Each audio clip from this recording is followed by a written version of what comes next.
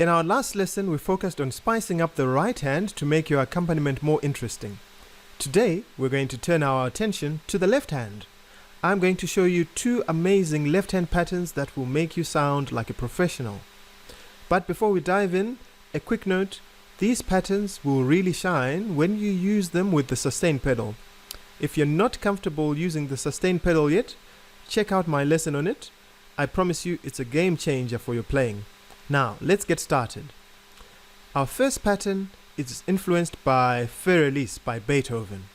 It's that song which sounds like this.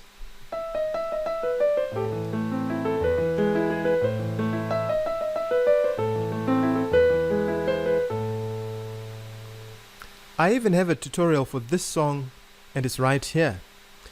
This pattern is so simple yet incredibly effective. Here's how it works. You play the root note of the chord with your pinky. So let's say you want to play a C chord. You play the root with your pinky, and then you're going to play the fifth note of the chord, and the fifth note is G. You're going to play that with finger 2. So I've got the root on C. I've got my pinky on C, and then I've got finger 2 on G. And then finally you play the root note again, but one octave higher with your thumb, like this. So this is the pattern. I'm actually going to play it down here, so that I play the chord in my right.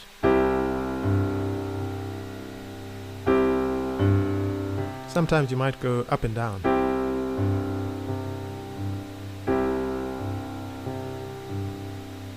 Let's try it on G. So we'll start with G, finger 5 on G, we'll put finger 2 on D, which is the fifth, and then finally our thumb on G an octave higher. So there's our G. So now let's try maybe C for one bar, and then we'll play G for another bar. So we'll go 1, 2, 3, 4, and then 1, 2, 3, 4. I like the sound of that. So this pattern actually creates a nice, beautiful flowing effect that works beautifully in many styles of music. Try it out on a few other chords, maybe like A minor and F, and see what it sounds like. So here it is on A minor. So pinky on A minor, finger 2 on E, and thumb on A. Now let's try it on F. What a lovely sound, right? Let's now try it on a 1-5-6-4 chord progression, and let's hear what it sounds like. So here it is. 1, 2, 3, 4. And then on G, and A minor, and then F. I want to do that one more time, because it's so nice. Maybe I'm going to add some more movement.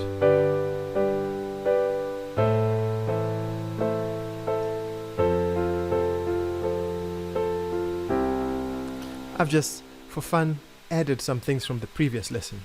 Okay, make sure to watch that if you haven't. So that's the first pattern. The second pattern is inspired by the elegant style of Chopin.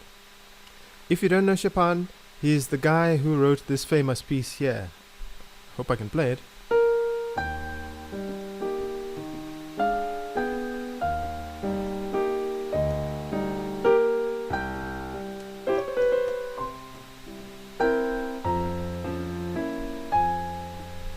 That piece and many others. So in his other pieces he used to use this left hand pattern where he plays the root of the chord with the pinky. So let's say he's playing a C chord, he'll play the root with the pinky and then play the fifth of the chord with finger 2. So it starts off just like Für Elise, really. So it's the difference is he'll play the third of the chord an octave higher with the thumb. So whereas Für Elise was play the root with the thumb, Chopin will play the third. Okay, so it basically sounds like this.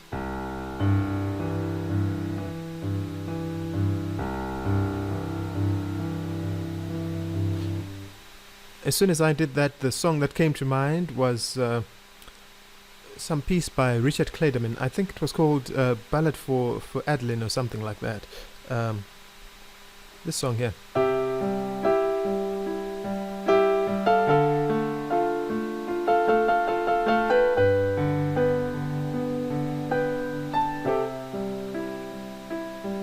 Yeah, I'm obviously just trying to play that by ear. It definitely goes something like that. Let's try that pattern on with a D minor. So for D minor, I'm going to put the pinky on D, and then I'm going to put finger 2 on A and my thumb on F. Now we'll try it on G.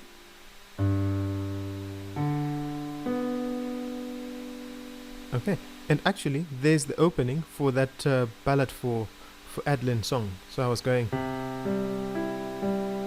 on C, and then I played on D minor, and then G.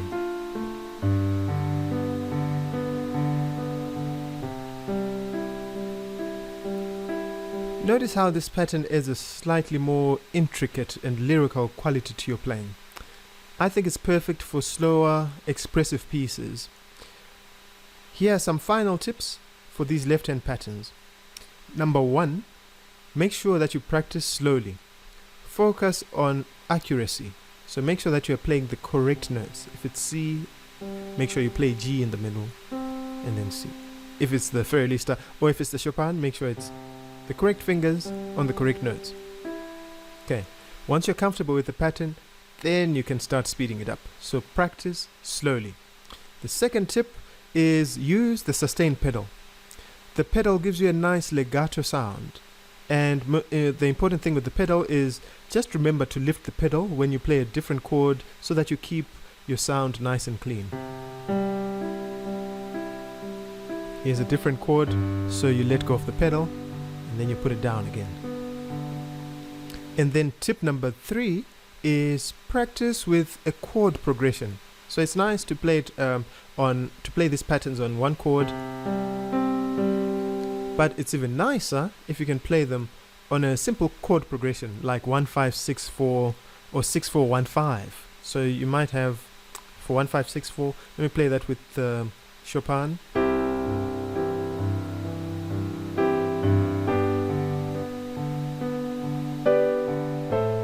I ran out of space, so I had to make a plan. Isn't that a beautiful sound? My goodness. Alright, and that was just 1-5-6-4. Or you could be playing 6-4-1-5. Let me do that with the Für Elise style.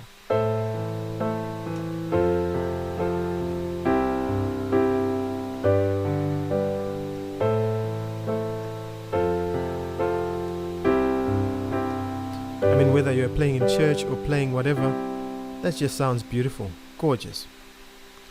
In our next lesson, we'll be exploring adding even more color to our chords with sus2 and sus4 voicings. These will give your music a modern, rich feel, so be sure to join me for that.